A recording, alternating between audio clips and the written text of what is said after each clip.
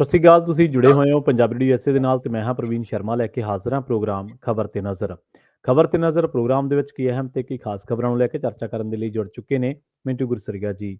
ਮਿੰਟੂ ਸਤਿ ਸ਼੍ਰੀ ਅਕਾਲ, ਸਵਾਗਤ ਹੈ ਜੀ ਪੰਜਾਬੀ ਰੇਡੀਓ USA ਤੇ ਜੀ। ਸ਼ੁਕਰੀਆ ਜੀ, ਸਾਰਿਆਂ ਨੂੰ ਸਤਿ ਸ੍ਰੀ ਅਕਾਲ ਜੀ। ਸਤਿ ਸ਼੍ਰੀ ਅਕਾਲ ਜੀ। ਪ੍ਰੋਗਰਾਮ ਦੇ ਵਿੱਚ ਅੱਗੇ ਵਧਣ ਤੋਂ ਪਹਿਲਾਂ ਧੰਨਵਾਦ ਕਰਦੇ ਚਲੀਏ ਸਪਾਂਸਰਸ ਦਾ ਜਿਹੜੇ ਜ਼ਰੀਆ ਬਣਦੇ ਨੇ ਇਹਨਾਂ ਪ੍ਰੋਗਰਾਮਾਂ ਨੂੰ ਤੁਹਾਡੇ ਤੱਕ ਪਹੁੰਚਾਉਣ ਦੇ ਲਈ। ਖਾਲਸਾ ਇੰਸ਼ੋਰੈਂਸ ਏਜੰਸੀ ਵਾਲੇ ਜਿਨ੍ਹਾਂ ਤੋਂ ਤੁਸੀਂ ਹਰ ਤਰੀਕੇ ਦੀ ਇੰਸ਼ੋਰੈਂਸ ਲੈ ਸਕਦੇ ਹੋ। ਇੰਸ਼ੋਰੈਂਸ ਬਾਰੇ ਪਤਾ ਕਰਨ ਦੇ ਲਈ ਇਹਨਾਂ ਦਾ ਨੰਬਰ ਹੈ 408 272 2500। ਇਹ 1992 ਤੋਂ ਲਗਾਤਾਰ ਇੰਸ਼ੋਰੈਂਸ ਬਿਜ਼ਨਸ ਦੇ ਵਿੱਚ ਸ਼ਾਨਦਾਰ ਸੇਵਾਵਾਂ ਦੇ ਰਹੇ ਨੇ ਤੇ ਅਮਰੀਕਾ ਭਰ ਦੇ ਵਿੱਚ ਇੰਸ਼ੋਰੈਂਸ ਕਰਦੇ ਨੇ। ਓਬਾਮਾ ਕੇਅਰ, ਮੈਡੀਕੇਅਰ ਜਾਂ ਫਿਰ ਕਵਰਡ ਕੈਲੀਫੋਰਨੀਆ ਬਾਬਤ ਪਾਲਿਸੀ ਕਰਵਾਉਣ ਦੇ ਲਈ ਸਲਾਹ ਲੈਣ ਦੇ ਲਈ ਅੱਜ ਹੀ ਕਾਲ ਕਰੋ 408 272 2500 ਤੇ।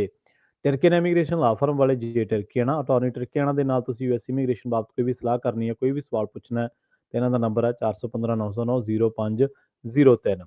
ਕ੍ਰਿਸ਼ਨ ਧਨੋਟਾ ਯੂਬਾ ਸਿਟੀ GNLU ਵਾਲੇ ਟਰੱਕ ਵਾਸ਼ ਕਰਦੇ ਨੇ, ਆਇਲ ਚੇਂਜ ਕਰਦੇ ਨੇ, 에ਅਰ ਬ੍ਰੇਕਾਂ ਦਾ ਕੰਮ ਤਸੱਲੀ ਬਖਸ਼ ਕਰਵਾ ਸਕਦੇ ਹੋ, ਨਵੇਂ ਪੁਰਾਣੇ ਟਾਇਰ ਵੀ ਇਹਨਾਂ ਤੋਂ ਮਿਲਦੇ ਨੇ। ਲੋਕੇਸ਼ਨ ਹੈ ਸੈਂਟਾਨੀਲਾ ਦੀ, ਨਿਮਾ ਸੋਤਾ ਦੇ ਨਾਲ ਗੱਲ ਕੀਤੀ ਜਾ ਸਕਦੀ ਹੈ 209 277 0113 ਤੇ। ਜਸਵਿੰਦਰ ਸਿੰਘ ਨਾਗਰਾ ਰੋਜ਼ਵੈਲ, ਅਵਤਾਰ ਸਿੰਘ ਸੰਘਾ ਯੂਬਾ ਸਿਟੀ ਤੇ ਬਲਦੇਵ ਸਿੰਘ ਕੰਗ ਯੂਬਾ ਸਿਟੀ ਤੋਂ। ਇਹਨਾਂ ਸਾਰੇ ਹੀ ਸਪਾਂਸਰਸ ਦਾ ਬਹੁਤ-ਬਹੁਤ ਧੰਨਵਾਦ ਤੇ ਜੇਕਰ ਤੁਸੀਂ ਵੀ ਪੰਜਾਬੀ USA ਦੇ ਇਹਨਾਂ ਪ੍ਰੋਗਰਾਮਾਂ ਨੂੰ ਸਪਾਂਸਰ ਕਰਨਾ ਚਾਹੁੰਦੇ ਹੋ ਤਾਂ ਸਟੂਡੀਓ ਦਾ ਨੰਬਰ ਹੈ 408 272 5200। ਅੱਜ ਦਾ ਇਹ ਖਬਰ ਤੇ ਨਜ਼ਰ ਪ੍ਰੋਗਰਾਮ ਸਾਲ 2025 ਦੀ 16 ਅਕਤੂਬਰ ਦਾ ਪ੍ਰੋਗਰਾਮ ਹੈ ਤੇ ਦਿਨ ਅੱਜ ਵੀਰਵਾਰ ਹੈ। ਮਿੰਟੂ ਜੀ, ਖਬਰਾਂ ਦੀ ਸ਼ੁਰੂਆਤ ਕਰੀਏ ਪੰਜਾਬ ਦੇ ਚਰਚਿਤ DIG ਤੋਂ ਜਿਹਨੂੰ CBI ਵੱਲੋਂ ਗ੍ਰਿਫਤਾਰ ਕੀਤਾ ਗਿਆ ਜੀ। ਪ੍ਰਵੀਨ ਜੀ, ਇਹ ਅੱਜ ਦੀ ਮੇਰੇ ਖਿਆਲ ਦੇ ਨਾਲ ਹੀ ਨਹੀਂ, ਜੇ ਆਪਾਂ ਦੇਖੀਏ ਤੇ ਇਸ ਹਫਤੇ ਦੀ ਸਭ ਤੋਂ ਵੱਡੀ ਖਬਰ ਹੈ। ਇਸ ਹਫਤੇ ਦੀ ਨਹੀਂ, ਜੇ ਆਪਾਂ ਇਸ ਸਰਕਾਰ ਦੇ ਕਾਰਜਕਾਲ ਦੇ ਵਿੱਚ ਹੋਈਆਂ ਵੱਡੀਆਂ ਗ੍ਰਿਫਤਾਰੀਆਂ ਚੋਂ ਦੇਖੀਏ ਤੇ ਸਭ ਤੋਂ ਵੱਡੀ ਗ੍ਰਿਫਤਾਰੀ ਦੀ ਖਬਰ ਹੈ। ਠੀਕ ਹੈ। ਗੱਲ ਇਹ ਆ ਕਿ ਹਾਂਜੀ, ਇਹ ਜੋ ਸ਼ਖਸ ਗ੍ਰਿਫਤਾਰ ਕੀਤਾ ਗਿਆ ਹੈ ਇਹਦਾ ਨਾਮ ਆ HS ਭੁੱਲਰ, ਜੀ। ਹਰਚਰਨ ਸਿੰਘ ਭੁੱਲਰ। ਕੋਈ ਵੀ ਸਰਕਾਰ ਹੋਵੇ, ਭੁੱਲਰਾਂ ਦੀ ਸਰਦਾਰੀ ਰਹੀ ਆ। ਮਹਿਲ ਸਿੰਘ ਭੁੱਲਰ ਇਹਨਾਂ ਦੇ ਪਿਤਾ ਜਿਹੜੇ ਸੀਗੇ, ਕੁਲਦੀਪ ਸਿੰਘ ਭੁੱਲਰ ਇਹਨਾਂ ਦਾ ਭਰਾ ਆ, ਇਲੈਕਸ਼ਨ ਲੜਿਆ ਸੀਗਾ, ਹਾਰ ਗਿਆ ਸੀ ਜੀਰੇ ਤੋਂ। ਤੇ ਮਹਿਲ ਸਿੰਘ ਭੁੱਲਰ ਉਹ ਸ਼ਖਸ ਆ ਜਿਹਨੂੰ ਤੁਸੀਂ ਨਹੀਂ, ਜਿਹੜੇ ਮਤਲਬ ਕਿ ਹੋ ਸਕਦਾ ਕਿ ਸਾਡੇ ਟਾਈਮ ਦੇ ਹੋਣਗੇ, ਉਹਨਾਂ ਦੇ ਤੇ ਮੂੰਹ ਜ਼ਬਾਨੀ ਕਹਿ ਲਓ ਕਿ ਮਹਿਲ ਸਿੰਘ ਭੁੱਲਰ ਦਾ ਨਾ ਯਾਦ ਹੋਊਗਾ ਤੇ ਸਭ ਕੁਝ, ਕਿਉਂਕਿ ਉਸ ਵੇਲੇ ਸਪੋਰਟਸ ਕੋਟੇ 'ਚ ਜਿੰਨੀਆਂ ਭਰਤੀਆਂ ਉਹਨਾਂ ਨੇ ਕੀਤੀਆਂ। ਆ ਜਿਹੜਾ ਗ੍ਰੇਟ ਖੱਲੀ ਬਣਿਆ ਦਲੀਪ ਸਿੰਘ ਰਾਣਾ, ਇਹ ਉੱਥੇ ਪੱਥਰ ਕੁੱਟਦਾ ਫਿਰਦਾ ਹੁੰਦਾ ਸੀਗਾ ਸੜਕਾਂ ਤੇ, ਇਹਨੂੰ ਮਹਿਲ ਸਿੰਘ ਭੁੱਲਰ ਹੀ ਲਿਆਇਆ ਸੀ। ਤੇ ਜਦੋਂ ਇਹਨੂੰ ਲਿਆਂਦਾ ਸੀਗਾ, ਸੱਚ ਜਾਣਿਓ, ਇਹਨੂੰ ਬਾਸਕਟਬਾਲ ਖਿਡਾਉਣਾ ਸ਼ੁਰੂ ਕੀਤਾ, ਕਦੇ ਕੁਝ ਤੇ ਫਿਰ ਅਖੀਰ ਬਾਡੀ ਬਿਲਡਿੰਗ ਤੇ ਇਧਰ ਨੂੰ ਗਿਆ, ਰੈਸਲਿੰਗ ਵਾਲੀ ਸਾਈਡ ਨੂੰ। ਇਹ ਸਾਡੇ ਇੱਥੇ DAV ਕਾਲਜ ਮਲੋਟ ਲਿਆਂਦਾ ਗਿਆ ਸੀ ਉਚੇਚਾ ਵਿਖਾਉਣ ਵਾਸਤੇ, ਮੁੰਡਿਆਂ ਨੂੰ ਮੋਟੀਵੇਟ ਕਰਨ ਵਾਸਤੇ। ਹਾਂਜੀ, ਤੇ ਤੁਹਾਨੂੰ ਇੰਟਰਸਟਿੰਗ ਗੱਲ ਦੱਸਾਂ, ਮੈਂ ਵੀ ਪੁਲਿਸ 'ਚ ਭਰਤੀ ਹੋ ਚੱਲਿਆ ਸੀਗਾ। ਮੇਰੀ ਕੁਝ ਹਫ਼ਤੇ ਉਮਰ ਘੱਟ ਸੀਗੀ। ਅੱਛਾ। ਹਾਂਜੀ, ਮਹਿਲ ਸਿੰਘ ਭੁੱਲਰ ਦੇ ਥਰੂ, ਕਿਉਂਕਿ ਮੇਰੇ ਦਾਦਾ ਜੀ ਨੋਨ ਸੀ, ਪਤਾ ਨਹੀਂ ਰਿਸ਼ਤੇਦਾਰ ਸੀ, ਹੁਣ ਤੇ ਮੈਨੂੰ ਇਹ ਵੀ ਨਹੀਂ ਪਤਾ। ਮਤਲਬ ਤੋਂ ਕੁਝ ਹਫ਼ਤੇ ਮੇਰੇ ਰਹਿ ਗਏ ਸੀਗੇ ਤੇ ਉਹ ਕਹਿੰਦੇ ਸੀਗੇ ਵੀ ਬਿਸਤਰਾ ਬਣਾ ਕੇ ਇਹਨੂੰ ਭੇਜ ਦਿਓ, ਜਿਹੜੇ ਹਫ਼ਤੇ ਪੂਰੇ ਹੋ ਜਾਣਗੇ, ਸਰਟੀਫਿਕੇਟ ਇਹਦੇ ਕੋਲ ਹੈਗੇ ਆ ਤੇ ਇਹਨੂੰ ਨੰਬਰ ਮਿਲ ਜਾਏਗਾ। ਪਰ ਕੁਝ ਹਫ਼ਤੇ ਜਦੋਂ ਮੈਂ ਓਵਰ ਹੋਇਆ 18 ਸਾਲ ਤੋਂ ਬਾਅਦ, ਤੇ ਮੇਰੇ ਤੇ ਪਹਿਲਾ ਪਰਚਾ ਹੋ ਗਿਆ ਤੇ ਮੈਂ ਜੇਲ੍ਹ 'ਚ ਭਰਤੀ ਹੋ ਗਿਆ। ਤੇ ਮਤਲਬ ਕਿ ਮੈਂ ਤੁਹਾਨੂੰ ਉਸ ਐਰਾ ਦੀ ਗੱਲ ਦੱਸਦਾ ਪਿਆ ਕਿ ਉਸ ਸਮੇਂ 'ਚ ਇੰਨੀਆਂ ਭਰਤੀਆਂ ਹੋਈਆਂ। ਮੇਰੇ ਖਿਆਲ ਦੇ ਨਾਲ ਸਪੋਰਟਸ ਕੋਟੇ 'ਚ ਅੱਜ ਤੋਂ ਜੇ ਉਦੋਂ ਤੋਂ ਬਾਅਦ ਦੇਖੀਏ ਅੱਜ ਤੱਕ ਕਿਸੇ ਵੀ DGP ਨੇ ਇਹੋ ਜਿਹੀਆਂ ਭਰਤੀਆਂ ਨਹੀਂ ਕੀਤੀਆਂ ਜੀਰੇ ਤੋਂ ਸਰ। ਠੀਕ ਹੈ ਜੀ, ਇਹ ਹੋ ਗਿਆ ਪਰਿਵਾਰਕ। ਪੰਜਾਬ ਦੇ ਖਿਡਾਰੀਆਂ ਵਾਸਤੇ ਹਾਂਜੀ, ਮੈਂ ਕਿਹਾ ਪੰਜਾਬ ਦੇ ਖਿਡਾਰੀਆਂ ਵਾਸਤੇ ਚੰਗਾ ਦੌਰ ਸੀ ਫਿਰ ਤਾਂ। ਬਹੁਤ ਚੰਗਾ, ਸ਼ਾਨਦਾਰ। ਉਸ ਤੋਂ ਬਾਅਦ ਤੇ ਤੁਸੀਂ ਹੁਣ ਦੇਖੋ ਸਪੋਰਟਸ ਕੋਟੇ ਤੇ ਧਰਨਾ ਲਾ ਰਹੇ ਨੇ। ਹਾਂਜੀ, ਬਿਲਕੁਲ ਸਹੀ। ਭਰਤੀਆਂ ਵਾਸਤੇ ਮੈਂ ਕਿੰਨਾ ਮੁੱਦਾ ਚੁੱਕਿਆ ਸੀ ਪਿਛਲੇ ਕੋਈ 2 ਮਹੀਨੇ ਪਹਿਲਾਂ, ਤਾਂ ਸਪੋਰਟਸ ਕੋਟਿਆਂ ਵਾਲੇ ਤੇ ਧਰਨੇ ਲਾ ਰਹੇ ਨੇ। ਤਾਂ ਗੱਲ ਇਹ ਆ ਕਿ ਪ੍ਰਵੀਨ ਜੀ, ਮਹਿਲ ਸਿੰਘ ਭੁੱਲਰ DGP ਸੀ, ਫਿਰ ਇਹ ਮਤਲਬ ਕਿ ਆਉਂਦੇ ਆ ਹਰਚਰਨ ਸਿੰਘ ਭੁੱਲਰ, ਇਹਨਾਂ ਦਾ ਸਪੁੱਤਰ। ਅੱਛਾ, ਤੁਹਾਨੂੰ ਹੋਰ ਦੱਸਾਂ ਗੱਲਾਂ ਮੇਰੇ ਕੋਲ ਬਹੁਤ ਮਤਲਬ ਕਿ ਇਨਸਾਈਡ ਹੁੰਦੀਆਂ ਨੇ। ਜਿਹੜਾ ਤੁਹਾਨੂੰ ਪਤਾ ਹੈ ਨਾ ਕਿ ਪਿਛਲੇ ਸਮੇਂ ਦੇ ਦੌਰਾਨ ਇੱਕ ਇਹਨਾਂ ਨੇ ਬਿੱਲ ਲਿਆਂਦਾ ਸੀ ਬੇਅਦਬੀਆਂ ਵਾਲਾ, ਯਾਦ ਹੈ, ਵਿਧਾਨ ਸਭਾ ਦੇ ਵਿੱਚ। ਜੀ। ਤਾਂ ਉਹਦੇ ਜਿਹੜੇ ਨਿਰਮਾਤਾ ਸੀ ਉਹਨਾਂ ਦੇ ਵਿੱਚੋਂ ਮੁੱਖ ਜਿਹੜਾ ਇੱਕ ਵਕੀਲ ਸੀ, ਉਹ ਹਰਚਰਨ ਸਿੰਘ ਭੁੱਲਰ ਦਾ ਮੁੰਡਾ ਸੀ, ਨੌਜਵਾਨ। ਠੀਕ ਹੈ। ਅੱਛਾ। ਹਾਂਜੀ, ਕੋਈ ਵੀ ਹਾਂਜੀ, ਚੰਗੀ ਮੈਂ ਕਿਹਾ ਹਾਈ ਪ੍ਰੋਫਾਈਲ ਫੈਮਿਲੀ ਆ ਪੰਜਾਬ ਦੀ। ਮੈਂ ਕਹਿੰਦਾ ਜੀ, ਮੈਂ ਤੁਹਾਨੂੰ ਦੱਸੀ ਜਾਣਾ ਕਿ ਪੰਜਾਬ ਦੇ ਅੱਧੇ ਜ਼ਿਲ੍ਹਿਆਂ ਦਾ ਤਾਂ ਐਸਐਸਪੀ ਰਿਹਾ ਐਚਐਸ ਭੁੱਲਰ। ਹੂੰ ਮਜੀਠੀਆ ਵਾਲੀ ਐਸਆਈਟੀ ਦਾ ਇਹ ਰਿਹਾ। ਅੱਛਾ, ਇਨਸਾਈਡ ਹੋਰ ਸੋਲਾ ਹੂੰ ਕਿ ਮਜੀਠੀਆ ਸ਼ਾਇਦ ਇਹਨਾਂ ਦੇ ਕਿਸੇ ਭੋਗ ਦੇ ਸਮਾਗਮ ਤੇ ਆਇਆ ਸੀ, ਉਸ ਤੋਂ ਬਾਅਦ ਐਸਆਈਟੀ ਚੋਂ ਕੱਢਿਆ ਸੀ। ਹੂੰ ਤਾਂ ਮਤਲਬ ਕਿ ਅੱਛਾ ਹੋਰ ਸੁਣ ਲਾ, ਜੀ ਅੱਗੇ ਆ ਜਾਓ, ਸਰਕਾਰ ਕਿਸੇ ਦੀ ਵੀ ਹੋਵੇ, ਬਰਨਾਲੇ ਕੀ, ਗੁਰਦਾਸਪੁਰ ਕੀ, ਐਸਐਸਪੀ ਰਿਹਾ ਭੁੱਲਰ। ਹੂੰ ਅੱਛਾ, ਜਦੋਂ ਪਾਣੀ ਦਾ ਰੌਲਾ ਪਿਆ ਸੀਗਾ ਬੀਬੀਐਮਬੀ ਤੇ, ਤੁਹਾਨੂੰ ਪਤਾ ਹੀ ਹੈ, ਧਰਨਾ ਮੁਜ਼ਾਹਰਾ ਤੇ ਕਾਫੀ ਤੁਹਾਨੂੰ ਪਤਾ ਹੀ ਹੈ ਸਿਆਸੀ ਨੋਟੰਕੀ ਚੱਲੀ। ਤਾਂ ਹਾਂਜੀ ਹਾਂਜੀ ਉਸ ਵੇਲੇ ਬੀਬੀਐਮਬੀ ਚੇਅਰਮੈਨ ਨੇ ਕਿਹਾ ਸੀਗਾ ਕਿ ਪੰਜਾਬ ਪੁਲਿਸ ਹੂੰ ਜਿਹੜੀ ਆ ਉਹ ਬਿਲਕੁਲ ਮਤਲਬ ਕਿ ਇੱਕ ਤਰਫਾ ਹੂੰ ਕੰਮ ਕਰ ਰਹੀ ਆ। ਤਾਂ ਉਸ ਦੀ ਅਗਵਾਈ ਕੌਣ ਕਰ ਰਿਹਾ ਸੀ ਉਸ ਵੇਲੇ? ਕੱਢ ਕੇ ਦੇਖੋ ਤਸਵੀਰਾਂ, ਐਚਐਸ ਹੂੰ ਭੁੱਲਰ। ਠੀਕ ਕਿਉਂਕਿ ਹੈ। ਰੋਪੜ ਰੇਂਜ ਦੇ ਹਾਂਜੀ ਡੀਆਈਜੀ ਲਾ ਦਿੱਤੇ ਗਏ ਸਨ 24 ਦੇ ਵਿੱਚ, ਇਹਨਾਂ ਨੂੰ ਪ੍ਰਮੋਸ਼ਨ ਮਿਲ ਗਈ ਸੀਗੀ। ਤਾਂ ਹੂੰ ਕਹਿਣ ਦਾ ਮਤਲਬ ਪ੍ਰਵੀਨ ਜੀ, ਹੂੰ ਬਹੁਤ ਹਾਈ ਪ੍ਰੋਫਾਈਲ ਫੈਮਿਲੀ ਆ ਉਹ ਪੁਲਿਸ ਦੇ ਵਿੱਚ। ਭੁੱਲਰ ਫੈਮਿਲੀ ਦਾ ਤਾਂ ਤੁਹਾਨੂੰ ਪਤਾ ਹੀ, ਹੁਣ ਆ ਵੇਖ ਲਓ, ਮੈਂ ਕਿਵੇਂ ਦੱਸ ਦਿੱਤਾ ਕਿ 2 ਸਹੀ ਗੱਲ। ਜਨਰੇਸ਼ਨ ਦਾ ਤੇ ਰਿਕਾਰਡ ਹੀ ਦੱਸਤਾ ਮੈਂ ਤੁਹਾਨੂੰ ਸਾਰਾ। ਹੂੰ ਤਾਂ ਮਤਲਬ ਕਿ ਇਹ ਹਰਚਰਨ ਭੁੱਲਰ ਦੀ ਪ੍ਰੋਫਾਈਲ ਆ। ਤੇ ਅੱਗੇ ਆ ਜਾਓ ਕਿ ਜੋ ਅੱਜ ਹੋਇਆ ਹੂੰ ਹੋਇਆ ਇਹ ਜੇ ਕਿ ਮਤਲਬ ਕਿ ਦੁਪਹਿਰੇ 2 ਵਜੇ ਲਾਲਾ ਲਾਲਾ ਹੋ ਗਈ ਆ। ਤੁਹਾਨੂੰ ਪਤਾ ਹੈ ਵੀ ਭਟਕਦੇ ਸ਼ਿਕਾਰੀ ਨੂੰ ਸ਼ਿਕਾਰ ਮਿਲ ਜਾਵੇ, ਟੁੱਟੇ ਸ਼ਰਾਬੀ ਨੂੰ ਥੋੜੀ ਸ਼ਰਾਬ ਮਿਲ ਜਾਵੇ, ਤੇ ਉਡੀਕਦੇ ਪੱਤਰਕਾਰਾਂ ਨੂੰ ਬ੍ਰੇਕਿੰਗ ਮਿਲ ਜਾਵੇ, ਮਾਮਲਾ ਇੱਕੋ ਜਿਹਾ ਹੀ ਬਣ ਜਾਂਦਾ ਹੈ। ਹੂੰ ਅੱਜ 2 ਵਜੇ ਪੱਤਰਕਾਰਾਂ ਨੂੰ ਇਹ ਬ੍ਰੇਕਿੰਗ ਮਿਲੀ ਕਿ ਸੀਬੀਆਈ ਨੇ ਰੇਡ ਕੀਤੀ ਆ, ਅਰੈਸਟ ਕਰ ਲਿਆ। ਮੈਂ ਕਨਫਰਮ ਕੀਤਾ, ਕਹਿੰਦੇ ਵਾਕਿਆ ਕਰ ਲਿਆ। ਫਿਰ ਜੀ ਥੋੜਾ ਇਸ ਗੱਲ ਦਾ ਕਨਫਿਊਜ਼ਨ ਸੀ, ਕੋਈ ਕਹਿੰਦਾ ਕਿ ਦਫ਼ਤਰ ਚੋਂ ਕੀਤਾ, ਕੋਈ ਕਹਿੰਦੇ ਅੰਬਾਲੇ ਵਾਲੀ ਸਾਈਡ ਤੋਂ ਕੀਤਾ। ਹੂੰ ਫਿਰ ਇਹ ਖਬਰਾਂ ਆਈਆਂ ਕਿ ਦਰਅਸਲ ਕੀ ਆ ਕਿ ਇੱਕ ਵਪਾਰੀ ਜਿਹੜਾ ਕਿ ਸਕ੍ਰੈਪ ਦਾ ਵਪਾਰੀ ਸੀ, ਉਹਦੇ ਤੇ ਕੋਈ ਮਾਮਲਾ ਵਗੈਰਾ ਦਰਜ ਸੀਗਾ। ਹੂੰ ਉਹਨੂੰ ਉਸ ਇਵਜ਼ ਦੇ ਵਿੱਚ ਰਾਹਤ ਦੇਣ ਲਈ ਅਤੇ ਅੱਗੇ ਤੋਂ ਮਤਲਬ ਕਿ ਉਹਦਾ ਬਿਜ਼ਨਸ ਚੱਲਦਾ ਰਹਿਣ ਵਾਸਤੇ ਇਹਨਾਂ ਨੇ ਕੋਈ ਮੰਥਲੀ ਸੈਟਿੰਗ ਕੀਤੀ ਸੀ। ਇਹਦੇ ਵਿੱਚ ਹੂੰ ਇੱਕ ਕੋਈ ਵਿਚੋਲੀਆ ਸੀਗਾ। ਤੁਹਾਨੂੰ ਪਤਾ ਵਿਚੋਲੇ ਵੀ ਜਿਹੜੇ ਭਾਗ ਵਿਚੋਲਾ ਕਿੰਨਾ ਬਦਨਾਮ ਹੋ ਗਿਆ। ਵਿਚੋਲਾ ਵਿੱਚ ਪਿਆ ਸੀਗਾ, ਕ੍ਰਿਸ਼ਨੂ ਸ਼ਾਇਦ ਉਹਦਾ ਨਾਮ ਆ, ਹੂੰ ਪੱਤਾ ਕਾਰੋਬਾਰੀ ਦਾ ਨਾਮ ਹੈ। ਮੈਂ ਐਫ ਆਈ ਆਰ ਹੁਣੇ ਮੰਗਾਈ ਆ, ਬੜੀ ਔਖੀ F I R the copy ਕਢਾਈ ਸੀ, ਕਿਉਂਕਿ CBI the F I R the copy ਜਿਹੜੀ ਉਹ ਆਮ ਪੁਲਿਸ ਵਾਲੇ ਤੁਹਾਨੂੰ ਪਤਾ ਹੀ ਹੈ ਨਾ, ਸੌਖਿਆਈ ਚ ਨਹੀਂ ਮਿਲਦੀ। ਤਾਂ ਉਹ ਮੈਂ ਸਾਰਾ ਕੁਝ ਪੜ੍ਹ ਰਿਹਾ ਸੀਗਾ ਤੁਹਾਡੇ ਨਾਲ ਜੁੜਨ ਤੋਂ ਪਹਿਲਾਂ। ਤਾਂ ਉਸ ਤੋਂ ਬਾਅਦ ਇਹ ਗ੍ਰਿਫਤਾਰੀ ਹੁੰਦੀ ਆ। ਇਹਨਾਂ ਦਾ ਮਕਾਨ ਆ, ਮਕਾਨ ਵੀ ਕਾਹਦਾ, ਬੰਗਲੇ ਹੁੰਦੇ ਆ ਜੀ, ਮਕਾਨ ਤੇ ਸਾਡੇ ਵਰਗਿਆਂ ਦੇ ਹੁੰਦੇ ਆ। 40 ਸੈਕਟਰ ਦੇ ਵਿੱਚ ਉਹਦੇ ਤੇ ਰੇਡ ਹੋਈ ਆ। ਫਿਰ ਸ਼ਾਮੀ ਤਸਵੀਰਾਂ ਆਈਆਂ ਕਿ ਬੈਗ ਨੋਟਾਂ ਦੇ ਭਰੇ ਬਰਾਮਦ ਹੋਏ ਆ। ਅੱਛਾ ਹੁਣ ਹਾਂਜੀ, ਮੈਂ ਹੁਣੇ ਖੰਗਾਲਦਾ ਪਿਆ ਸੀਗਾ ਤੁਹਾਡੇ ਨਾਲ ਜੁੜਨ ਤੋਂ ਪਹਿਲਾਂ ਸੀਬੀਆਈ ਹੂੰ ਦਾ ਪ੍ਰੈਸ ਨੋਟ। ਤਾਂ ਉਹਦੇ ਵਿੱਚ ਹੁਣ ਸਾਫ਼ ਹੁੰਦਾ ਨਜ਼ਰ ਆ ਰਿਹਾ ਕਿ ਅਰੈਸਟ ਪੈ ਚੁੱਕੀ ਹੈ। ਇਸ ਤੋਂ ਇਲਾਵਾ ਜਿਹੜਾ ਕੈਸ਼ ਮਿਲਿਆ ਉਹ 5 ਕਰੋੜ ਦੇ ਕਰੀਬ ਆ, ਗਹਿਣਾ ਗੱਟਾ ਅੱਡ ਆ। ਤਾਂ ਤੁਸੀਂ ਸੋਚ ਸਕਦੇ ਹੋ ਕਿ ਇੱਕ ਪੁਲਿਸ ਅਫਸਰ ਦੇ ਘਰੋਂ ਜੇ 5 ਕਰੋੜ ਰੁਪਈਆ ਮਿਲਦਾ ਨਗਦ, ਤਾਂ ਦੂਜਾ ਤੀਜਾ ਹੋਰ ਅਸਾਸੇ ਪਾ ਕੇ ਕੀ ਕੁਝ ਹੋਏਗਾ। ਤਾਂ ਮਾਮਲਾ ਬਹੁਤ ਵੱਡਾ ਹੈ ਤੇ ਮਾਮਲਾ ਜ਼ੀਰੋ ਟੋਲਰੈਂਸ ਵਾਲੇ ਜਿਹੜੇ ਕਹਿੰਦੇ ਸਨ ਕਿ ਭਾਈ ਸਾਡੀ ਭ੍ਰਿਸ਼ਟਾਚਾਰੀ ਦੇ ਖਿਲਾਫ ਤੇ ਜ਼ੀਰੋ ਟੋਲਰੈਂਸ ਆ, ਉਹ ਤੇ ਭਾਈ ਜ਼ੀਰੋ ਹੀ ਹੋ ਗਿਆ। ਕਹਿਣਗੇ ਕੀ, ਕਹਿਣਗੇ ਕੀ ਕਿ ਸਹੀ ਗੱਲ। ਤੁਹਾਡੀਆਂ ਏਜੰਸੀਆਂ ਵਿਜੀਲੈਂਸ, ਸੀਆਈਡੀ, ਤੁਹਾਡੇ ਕੋਲ ਆਪਣੀ ਜਿਹੜੀ ਇੰਟਰਨਲ ਇਨਪੁਟ ਰਹਿੰਦੀ ਆ, ਬਹੁਤ ਕੁਛ ਆ ਭਾਈ, ਉਹ ਸਾਰੀਆਂ ਹੀ ਫੇਲ ਨੇ। ਤੇ ਸਹੀ ਤੁਸੀਂ ਗੱਲ। ਵੇਖੋ ਕਿੰਨੇ ਘੰਟੇ ਬੀਤ ਗਏ, ਹੁਣ ਤੱਕ ਮੈਂ ਤੇ ਕਿਤੇ ਆਮ ਆਦਮੀ ਪਾਰਟੀ ਦਾ ਖੰਡਨ ਵੀ ਨਹੀਂ ਵੇਖਿਆ ਵੀ ਇਹ ਬੋਲ ਹੀ ਨਹੀਂ ਰਹੇ। ਕਿਉਂਕਿ ਪਹਿਲਾਂ ਤੇ ਚਤੁਰਵੇਦੀ ਨੇ ਬਹੁਤ ਚੱਕਰ ਚਲਾਏ ਨਾ, ਤੇ ਚਤੁਰਵੇਦੀ ਵਾਲਾ ਜਦੋਂ ਕੰਮ ਚੱਲਿਆ ਜੀ, ਤਾਂ ਉਹ ਤੋਂ ਬਾਅਦ ਹੁਣ ਇਹ ਦੂਜਾ ਝਟਕਾ ਹੈ। ਤਾਂ ਆਮ ਆਦਮੀ ਪਾਰਟੀ ਦੀ ਸਮਝ ਤੋਂ ਬਾਹਰ ਹੁੰਦਾ ਪਿਆ ਕਿ ਇਹ ਚੱਲ ਕੀ ਰਿਹਾ। ਜਿਵੇਂ ਮਾਸਟਰ ਸਲੀਮ ਕਹਿੰਦਾ, ਇਹ ਗੱਲ ਕੀ ਹੈ, ਇਹ ਰਿਹਾ ਚੱਲ ਕੀ ਹੈ। ਅਸਲ 'ਚ ਨਾ ਮਿੰਟ ਜੀ ਕਈ ਮੁਸੀਬਤਾਂ ਜਾਂ ਕਈ ਚੀਜ਼ਾਂ ਆਪਾਂ ਆਪ ਹੀ ਸਹੇੜਦੇ ਹਾਂ ਤੇ ਮੁੜ ਕੇ ਉਹਨਾਂ ਚੀਜ਼ਾਂ ਕਰਕੇ ਆਪਾਂ ਨੂੰ ਆਪ ਨੂੰ ਹੀ ਉਹ ਫੇਸ ਵੀ ਕਰਨੀਆਂ ਪੈ ਜਾਂਦੀਆਂ। ਇਹਨਾਂ ਨੇ ਲੋਕਾਂ ਨੂੰ ਸਿਖਾਇਆ ਵੀ ਸਵਾਲ ਕਰੋ, ਸਰਕਾਰਾਂ ਦੇ ਕੰਮਾਂ 'ਤੇ ਨਜ਼ਰ ਰੱਖੋ, ਸੋਸ਼ਲ ਮੀਡੀਆ 'ਤੇ ਜੇ ਕੋਈ ਸਰਕਾਰ ਗਲਤ ਕੰਮ ਕਰਦੀ ਹੈ ਉਹਨੂੰ ਭੰਡੋ, ਫੋਟੋਆਂ ਪਾਓ, ਸਾਰਾ ਕੁਛ ਕਰੋ। ਜੇਕਰ ਕੋਈ ਵੀਡੀਓ ਮਿਲਦੀ ਹੈ ਉਹਨੂੰ ਵੀ ਅਪਲੋਡ ਕਰੋ। ਹੁਣ ਇਹਨਾਂ ਨੂੰ ਇਹ ਥੋੜ੍ਹਾ ਪਤਾ ਸੀਗਾ ਵੀ ਇਹ ਸਾਰਾ ਕੁਝ ਸਾਡੇ ਨਾਲ ਹੀ ਹੋਣਾ। ਇਹਨਾਂ ਨੇ ਸਿਖਾ ਸਿਖਾ ਕੇ ਲੋਕ ਕਰਤੇ ਟ੍ਰੇਨਡ। ਹੁਣ ਮਹਿਲ ਸਿੰਘ ਭੁੱਲਰ ਦੀਆਂ ਤੁਸੀਂ ਦੇਖੋ ਟੈਚੀ ਕੇਸ ਭਰੇ, ਲੋਕ ਕਹਿੰਦੇ ਵੀ ਕਿਰਸ ਕਰਿਆ ਨਹੀਂ ਕਰੋ ਨਹੀਂ, ਭਾਈ ਮਹਿਲ ਸਿੰਘ ਨੇ, ਨਹੀਂ ਨਹੀਂ, ਉਹਨਾਂ ਦੇ ਸੌਰੀ ਸੁਪੁੱਤਰ ਹਰਚਰਨ ਸਿੰਘ। ਹਰਚਰਨ ਸਿੰਘ ਭੁੱਲਰ, ਹਾਂਜੀ। ਲੋਕ ਕਹਿੰਦੇ ਕਿਰਸ ਕਰਿਆ ਕਰੋ ਭਾਈ, ਇਹਨੇ ਪੈਸੇ ਜੋੜਦੇ, ਤੁਹਾਨੂੰ ਕੀ ਹੋਇਆ, ਤੁਸੀਂ ਵੀ ਜੋੜਿਆ ਕਰੋ। ਸੋ ਮਤਲਬ ਦੂਜਿਆਂ ਨੂੰ ਟਿੱਚਰਾਂ ਕਰਦੇ, ਮਖੌਲ ਕਰਦੇ ਕਰਦੇ ਆਪ ਦੇਖੋ ਵੀ ਇੱਕ ਚਤੁਰਵੇਦੀ ਵਾਲੇ ਮਾਮਲੇ ਚੋਂ ਨਿਕਲੀ ਹੈ ਸਰਕਾਰ, ਤੇ ਦੂਜੇ ਮਾਮਲੇ 'ਚ ਕਿੱਡੀ ਫਸੀਅਤ ਹੋ ਗਈ। ਚਤੁਰਵੇਦੀ ਨੂੰ ਦੱਸਦੇ ਆ ਵੀ ਉੱਥੇ ਰਿਮਾਂਡ ਤੇ ਲੈ ਲਿਆ ਜੀ।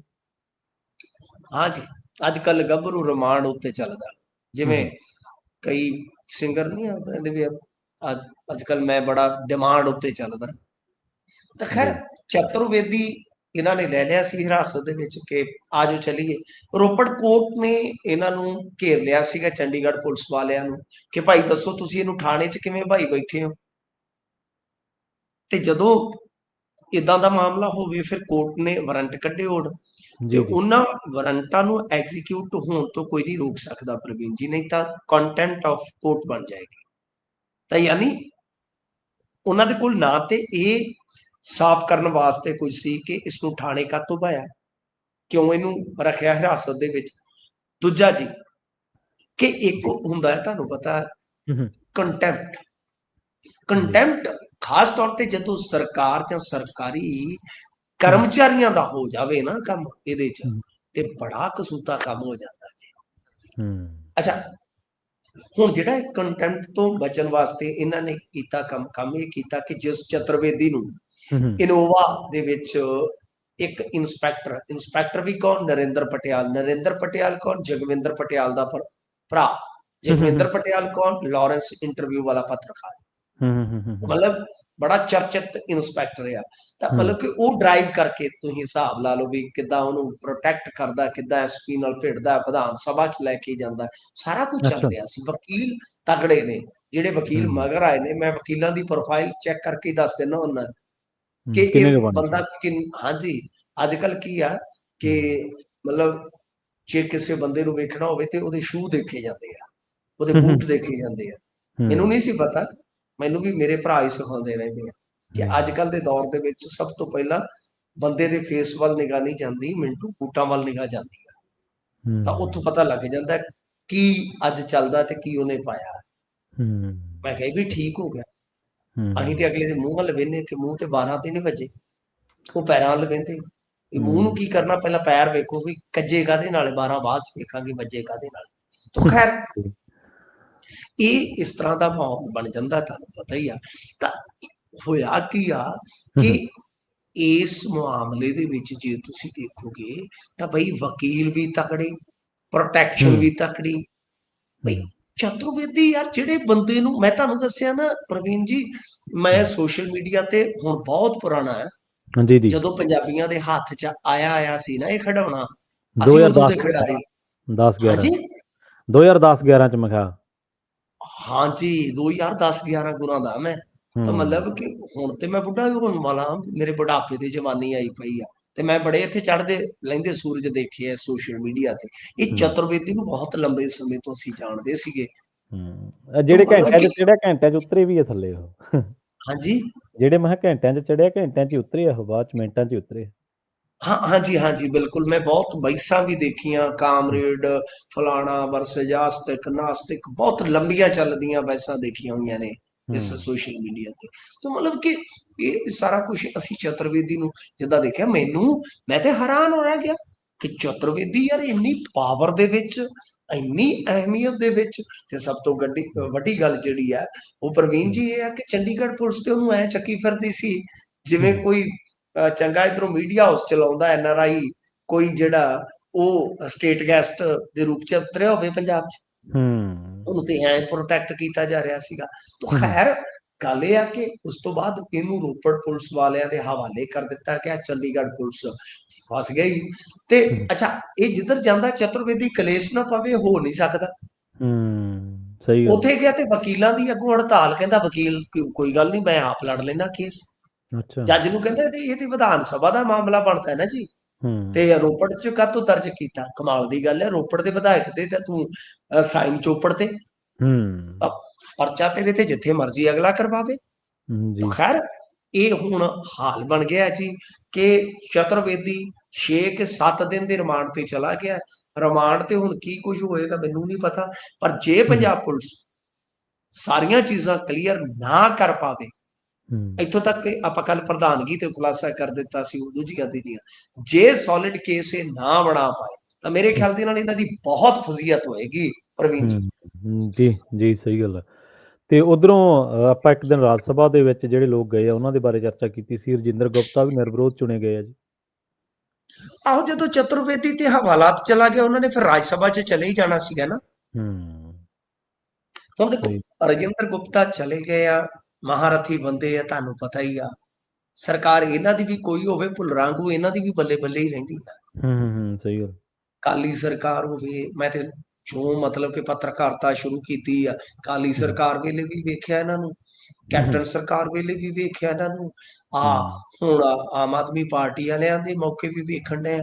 ਤਾਂ ਜਦੋਂ ਇਹਨਾਂ ਨੇ ਨਾਮਜ਼ਦਗੀਆਂ ਭਰੀਆਂ, ਕਾਂਗਰਸੀਆਂ ਨੇ ਭਰੀ ਨਹੀਂ, ਉਹਨਾਂ ਦੇ ਕੋਲ ਹੈ ਹੀ ਨਹੀਂ ਨਾ, ਮਤਲਬ ਕਿ ਅਕਾਲੀਆਂ ਦੇ ਕੋਲ ਕੋਈ ਮਤਲਬ ਕਿ ਸਵਾਲ ਹੀ ਨਹੀਂ ਪੈਦਾ ਹੁੰਦਾ। ਇਹ ਤਿੰਨ ਜਣੇ ਪਤਾ ਨਹੀਂ ਕਿਉਂ, ਮੈਨੂੰ ਲੱਗਦਾ ਕਿ ਆਮ ਆਦਮੀ ਪਾਰਟੀ ਦੀ ਜਿੱਤ ਨੇ ਹੌਸਲੇ ਬੁਲੰਦ ਕਰ ਦਿੱਤੇ, ਜਿਵੇਂ ਕਹਿੰਦੇ ਨਾ, ਚੱਲ ਪੁੱਤ ਘੋੜਿਆ ਤੇਰੇ 'ਚ ਬੜੇ ਹੌਸਲੇ ਹੀ। ਤਾਂ ਏਦਾਂ ਇਹਨਾਂ ਨੂੰ ਵੀ ਬੜਾ ਬਲ ਮਿਲਿਆ ਬਾਹਰਲੇ ਲੋਕਾਂ ਨੂੰ ਕਿ ਪੰਜਾਬ ਦੇ ਵਿੱਚ ਚਲੇ ਜਾਓ, ਕਿ ਉੱਥੋਂ ਦੇ ਲੋਕ ਬਈ ਐਵੇਂ ਚੁਣ ਜਾਂਦੇ ਆ।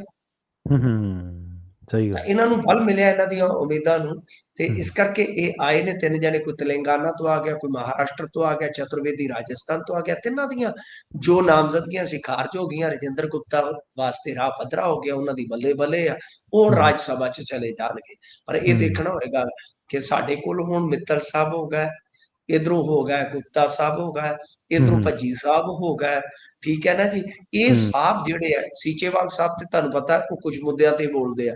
ਇਹ ਜਿਹੜੇ ਤਿੰਨ ਚਾਰ, ਅੱਛਾ ਸਾਨੀ ਸਾਹਿਬ ਹੋ ਗਏ, ਉਹ ਵੀ ਕਾਰੋਬਾਰੀ ਆ, ਠੀਕ ਹੈ ਜੀ। ਹੁਣ ਸਾਡੇ ਕੋਲ ਜਿਹੜੇ ਮੈਂ ਨਾਮ ਲਏ ਨੇ, ਕਿ ਸਾਡੇ ਕੋਲ ਜਿਹੜੇ ਇਹ ਸੈੱਟ ਬਣ ਗਿਆ, ਮਤਲਬ ਕਿ ਸਾਡੇ ਬਸ ਵਾਲੀਬਾਲ ਦੀ ਟੀਮ ਦੇ ਇੰਨੇ ਕੁ ਪਲੇਅਰ ਹੁੰਦੇ ਨੇ, ਇੱਕ ਤਰ੍ਹਾਂ ਨਾਲ ਕਹਿ ਲਓ ਕਿ ਇੰਨੇ ਕੁ ਬਣ ਗਏ ਨੇ। ਇਹਨਾਂ ਚੋਂ ਜੁਰਤ ਨਾਲ ਕੋਈ ਕੇਂਦਰ ਦੇ ਖਿਲਾਫ ਪੰਜਾਬ ਵਾਸਤੇ ਬੋਲਦਾ ਨਜ਼ਰ ਆਏਗਾ, ਵੱਡਾ ਸਵਾਲ ਆ। ਗੱਲ ਦੌਲਤ ਦੀ ਨਹੀਂ, ਗੱਲ ਦਿਲ ਦੀ ਆ। ਇਹਨਾਂ ਦੇ ਵਿੱਚੋਂ ਕੁਝ ਬੰਦੇ ਬੋਲਦੇ ਆ ਤੇ ਫਿਰ ਤੁਹਾਨੂੰ ਪਤਾ ਠਾਠਾ ਕਰਾ ਦਿੰਦੇ ਨੇ, ਜਿਵੇਂ ਮਾਲਵਿੰਦਰ ਕੰਗ ਆ, ਰਾਘਵ ਚੱਡਾ ਬੁਲਾਰਾ ਬਹੁਤ ਅੱਛਾ ਹੈ, ਕਈ ਵਾਰ ਪਾਠਕ ਵੀ ਪਟਾਕੇ ਪਾ ਜਾਂਦਾ ਹੈ। ਪਰ ਉੱਥੇ ਸਾਰੇ ਹੀ ਇੱਕ ਸੁਰ ਤੇ ਜਾਣੇ ਚਾਹੀਦੇ ਨੇ। ਜਦੋਂ ਮਤਲਬ ਕਿ ਕਿਤੇ ਮਜ਼ਮਾ ਲੱਗਾ ਹੋਵੇ ਕਲਾਕਾਰਾਂ ਦਾ, ਤੇ ਬੈਠੇ ਹੋਣ ਕਲਾਸੀਕਲ ਸਿੰਗਰ, ਤੇ ਫਿਰ ਉੱਥੇ ਸਾਰਿਆਂ ਦੇ ਸੁਰ ਇੱਕੋ ਸਕੇਲ ਤੇ ਜਾਣੇ ਚਾਹੀਦੇ ਨੇ, ਤਾਂ ਹੀ ਉਹ, ਨਹੀਂ ਤਾਂ ਫਿਰ ਪਿੱਛੇ ਰਹਿ ਜਾਂਦਾ ਕੰਮ। ਤਾਂ ਖੈਰ ਦੇਖਦੇ ਆ, ਇਹ ਜਿੰਨੇ ਸਾਹਿਬ ਆ, ਕਿਸੇ ਦੀ ਥੈਲੀ ਵੱਡੀ ਆ, ਕਿਸੇ ਦਾ ਥੈਲਾ ਵੱਡਾ, ਕਿਸੇ ਦੀ ਥਾਲੀ ਵੱਡੀ ਆ, ਕੁਝ ਕਰਨਗੇ ਵੀ ਕਿ ਜਾਂ ਬਸ ਫਿਰ ਇਹ ਆ ਕਿ ਜੋ ਸਹੂਲਤਾਂ ਮਿਲਦੀਆਂ, ਰਾਜ ਸਭਾ ਦੀ ਮੈਂਬਰੀ ਦੀ ਪਾਵਰ ਮਿਲਦੀ, ਉਹਨੂੰ ਹੰਢਾਈ ਜਾਂਦੇ ਆ, ਚਲਾਈ ਜਾਂਦੇ ਆ। ਜਦੋਂ ਬਿਲਕੁਲ ਜੀ, ਬਿਲਕੁਲ, ਪੈਸਾ ਕਮਾਈ ਜਾਂਦੇ ਆ ਬਸ। ਤੇ ਮੈਨੂੰ ਜੀ ਇੱਕ ਗੱਲ ਜ਼ਰੂਰ ਸਾਫ਼ ਕਰਿਓ ਵੀ ਜਿਹੜੀ ਰਾਜ ਸਭਾ ਹੈ, ਜਦੋਂ ਮਤਲਬ ਗਠਨ ਕੀਤਾ ਗਿਆ ਅੱਪਰ ਹਾਊਸ ਦਾ ਤੇ ਲੋਅਰ ਹਾਊਸ ਦਾ, ਜਦੋਂ ਰਾਜ ਸਭਾ ਦੇ ਵਿੱਚ ਮੇਰੇ ਖਿਆਲ ਦੇ ਨਾਲ, ਜੇ ਮੈਂ ਗਲਤ ਨਾ ਹੋਵਾਂ, ਤੇ ਇਹਦਾ ਗਠਨ ਇਸ ਕਰਕੇ ਇਹਨੂੰ ਬਣਾਇਆ ਗਿਆ ਸੀਗਾ ਵੀ ਦੇਸ਼ ਦੇ ਵਿੱਚ ਚੁਣਿੰਦਾ ਜਿਹੜੇ ਲੋਕ ਵੱਖ-ਵੱਖ ਥਾਵਾਂ ਦੇ ਮਾਹਰ, ਜਾਂ ਕਹਿ ਲਓ ਵੱਖ-ਵੱਖ ਖੇਤਰਾਂ ਦੇ ਮਾਹਰ, ਵੀ ਉਹ ਇਸ ਹਾਊਸ ਦੇ ਵਿੱਚ ਆਇਆ ਕਰਨਗੇ ਤੇ ਉਹ ਫਿਰ ਅੱਗੇ ਦਿਸ਼ਾ ਨਿਰਦੇਸ਼ ਦਿਆ ਕਰਨਗੇ, ਅਗਵਾਈ ਕਰਿਆ ਕਰਨਗੇ ਵੀ ਯਾਰ ਇੱਥੇ ਆਹ ਕਰੋ, ਇੰਡਸਟਰੀ ਦੇ ਵਿੱਚੋਂ, ਪਲੇਅਰਾਂ ਦੇ ਵਿੱਚੋਂ, ਚੰਗੇ ਅਫਸਰਾਂ ਦੇ ਵਿੱਚੋਂ, ਚੰਗੇ ਨੇਤਾਵਾਂ ਦੇ ਵਿੱਚੋਂ। ਪਰ ਅੱਜ-ਕੱਲ੍ਹ ਤਾਂ ਪਾਰਟੀਆਂ ਨੇ ਮੁਹਾਂਦਰਾ ਹੀ ਬਦਲਤਾ ਜੀ ਸਾਰਾ ਇਹਨਾਂ ਦਾ।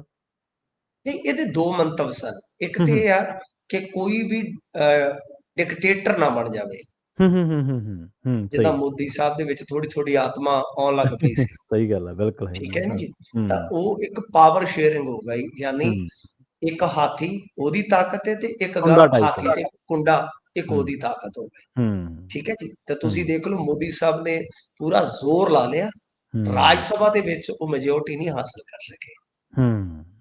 ਰਾਜ ਸਭਾ ਦੇ ਵਿੱਚ ਉਹ ਡਿਪੈਂਡੈਂਟ ਰਹੇ ਨੇ। ਯਾਦ ਆ ਤੁਹਾਨੂੰ, ਕਿਸਾਨ ਬਿੱਲਾਂ ਵੇਲੇ ਸਭ ਉਹਨਾਂ ਨੂੰ ਲੋੜ ਪੈਂਦੀ ਸੀ, ਚਾਹੇ ਬੀਜੂ ਦਲ ਜਿਹੜੇ ਸੀਗੇ ਉਹਨਾਂ ਦੀ, ਬੀਜੂ ਦਲ ਵਾਲੇ, ਜੀ, ਜੀ। ਤੇ ਬੀਜੂ ਜਨਤਾ ਦਲ ਵਾਲੇ, ਤੇ ਜਾਂ ਤੁਸੀਂ ਦੇਖੋਗੇ ਉਹ ਹੁੰਦਾ ਸੀਗਾ ਜਗਨ ਮੋਹਨ ਰੈਡੀ, ਠੀਕ ਹੈ ਨਾ ਜੀ। ਉਹ ਇਹ ਨਾ ਸਾਰਿਆਂ ਦੀ ਬਿੱਲ ਤਾਂ ਆਂਧਰਾ ਧੱਕੇ ਨਾਲ ਹੀ ਕਈ ਵਾਰੀ ਪਾਸ ਕਰਾ ਗਏ ਸੀ ਉਹ, ਹਨਾ ਮੈਨੂੰ। ਹਾਂਜੀ। ਬਿੱਲ ਤੱਕ ਮੈਂ ਖੇਤੀ ਕਾਨੂੰਨ ਤਾਂ ਧੱਕੇ ਨਾਲ ਜੀ ਪਾਸ ਕਰਾ ਗਏ ਸੀ ਉਹ। ਪਰ ਨਹੀਂ, ਉਹ ਚਲੋ ਉਹ ਤਾਂ ਹੋਇਆ, ਪਰ ਮੈਂਬਰ ਤਾਂ ਜਿਹੜੇ ਸੀਗੇ ਉਹ ਇਹਨਾਂ ਦੇ ਹੱਕ 'ਚ ਹੀ ਭੁਗਤੇ ਨਾ। ਜੇ ਉਹਦੇ ਉਹ ਨਾ ਜਾਂਦੇ, ਵਾਕਆਊਟ ਕਰ ਜਾਂਦੇ, ਉਨੀ ਗਿਣਤੀ ਘਟਾ ਜਾਂਦੇ, ਫਿਰ ਉਹ ਤਾਂ ਕਿੱਥੇ ਨਾ ਆਏ? ਆਏ ਨਾ, ਉਹ ਬੀਜੂ ਆਏ ਹੈ। ਜਨਤਾ ਵਾਲੇ ਦਲ ਵਾਲੇ ਹੂੰ, ਵੀ ਆਏ ਸੀ ਤੇ ਵਾਈਐਸਆਰ ਕਾਂਗਰਸ ਵਾਲੇ। ਹੂੰ, ਹੂੰ, ਉਹਨਾਂ ਨੇ ਹੂੰ, ਹੋਰ, ਚਲੋ ਇਹ ਵੀ ਛੱਡ ਦਿਓ, ਹੂੰ, ਹੋਰ ਬਹੁਤ ਸਾਰੇ ਬਿੱਲ ਪਾਸ ਕਰਵਾਏ। ਤਾਂ ਇੱਕ ਹੂੰ, ਲੋੜ ਤਾਂ ਰਹੀ ਨਾ, ਸਹੀ। ਡਿਪੈਂਡੈਂਟ ਰਹੇ ਨੇ। ਤਾਂ ਹੂੰ, ਇੱਕ ਤੇ ਮੰਤਵ ਇਹ ਸੀ, ਦੂਜਾ ਜਿਵੇਂ ਤੁਸੀਂ ਕਿਹਾ ਕਿ ਵੱਖ-ਵੱਖ ਖੇਤਰਾਂ 'ਚ ਸਿਆਣੇ ਲੋਕ, ਹੂੰ, ਚਾਹੇ ਪੱਤਰਕਾਰਤਾ 'ਚੋਂ ਹੋਣ, ਚਾਹੇ ਹੂੰ, ਉਹ ਸਾਇੰਸ 'ਚੋਂ ਹੋਣ, ਵਿਗਿਆਨ 'ਚੋਂ ਹੋਣ, ਚਾਹੇ ਹੂੰ, ਖੇਡ 'ਚੋਂ ਹੋਣ, ਇਹ ਹੂੰ, ਵੀ ਸੀ। ਪਰੰਤੂ ਇਸ ਤੋਂ ਇਲਾਵਾ ਇਹ ਸੀਗਾ ਕਿ ਜਿਹੜੇ ਲੋਕ ਜਾਂ ਵਰਗ ਹੂੰ, ਵੋਟ ਪੋਲਿਟਿਕਸ ਦਾ ਨਹੀਂ ਦਮ ਰੱਖਦੇ, ਹੂੰ, ਉਹਨਾਂ ਵਾਸਤੇ ਵੀ ਇੱਕ ਮੌਕਾ ਹੋਵੇ।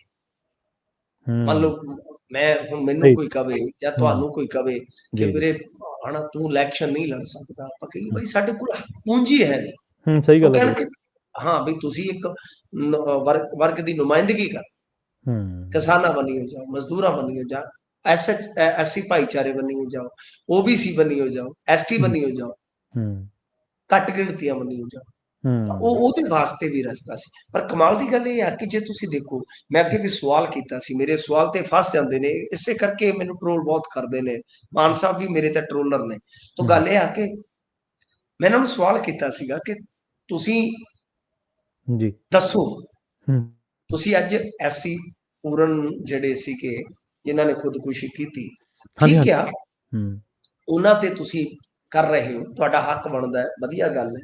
ਹੂੰ, ਹੁਣ ਤੁਸੀਂ ਇਹ ਦੱਸੋ ਕਿ ਤੁਸੀਂ ਰਾਜ ਸਭਾ 'ਚ ਕਿੰਨੇ ਐਸਸੀ ਸਹੀ, ਮੈਂਬਰ ਭੇਜੇ, ਸਹੀ, ਸਹੀ, ਬਿਲਕੁਲ ਸਹੀ। ਜਦ ਕਿ ਪੂਰੇ ਦੇਸ਼ ਦੇ ਵਿੱਚੋਂ ਅਨੁਪਾਤਕ ਹੂੰ, ਵਸੋਂ ਦੇ ਲਿਹਾਜ਼ ਨਾਲ ਐਸਸੀ ਵਸੋਂ ਪੂਰੇ ਹੂੰ, ਦੇਸ਼ 'ਚ ਪੰਜਾਬ 'ਚ ਪਹਿਲੇ ਨੰਬਰ ਤੇ। ਹੂੰ, ਸਹੀ ਗੱਲ, ਬਿਲਕੁਲ ਜੀ। ਤੇ ਮਿੰਟੂ ਜੀ, ਅਗਲੀ ਖਬਰ ਦੇ ਵੱਲ ਵਧੀਏ ਤੇ ਆਪਾਂ ਗੱਲ ਕਰੀਏ ਇੱਕ ਹੋਰ ਮਾਮਲੇ ਦੀ। ਜਿਹੜਾ ਬਠਿੰਡਾ ਕੋਰਟ ਦੇ ਵਿੱਚੋਂ ਜੱਜ ਨੂੰ ਕਲੀਨ ਚਿੱਟ ਮਿਲੀ ਹੈ ਜੀ? ਇਹ ਬੜਾ ਇੱਕ ਚਰਚਿਤ ਮਾਮਲਾ ਸੀਗਾ। ਇਹਦੇ ਵਿੱਚ ਕੀ ਸੀਗਾ ਕਿ ਇੱਕ ਫੈਮਿਲੀ ਕੋਰਟ ਦੇ ਵਿੱਚ ਮਾਮਲਾ ਚੱਲ ਰਿਹਾ ਸੀਗਾ।